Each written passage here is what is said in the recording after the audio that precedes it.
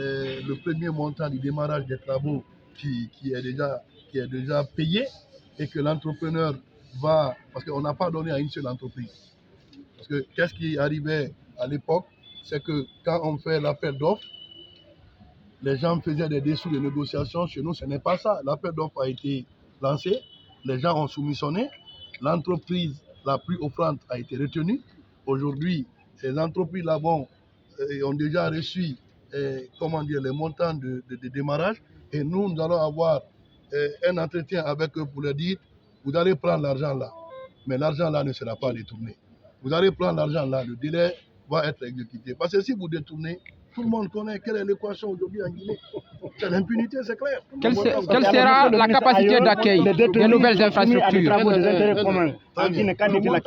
Ça, c'est très bien. Bon, on va y revenir par rapport à ça. Pour ce qui est des détenus, je vais être clair avec vous. Vous savez que si vous prenez par exemple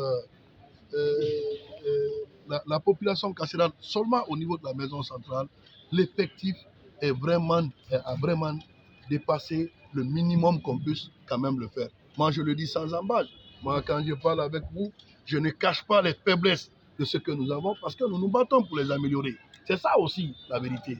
Mais si vous regardez combien ça coûte à l'administration pénitentiaire pour nourrir un détenu, quand je vous dis, c'est 9 000 francs par jour.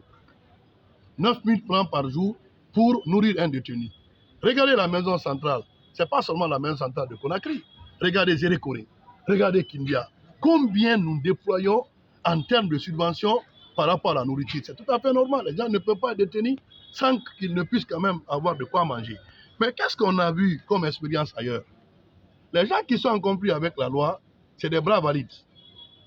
Vous avez les champs de riz, les pognons qu'on peut quand même mettre en œuvre. Voilà.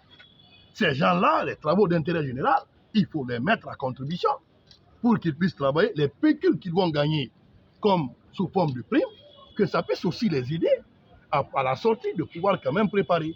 Parce que si l'utilité de la prison ou la fonction de la prison, elle n'est pas que punitive. Elle a une fonction de préparation pour une meilleure insertion sociale. Comment vous voulez qu'on réinsère quelqu'un qui est désœuvré, qui n'a pas de boulot?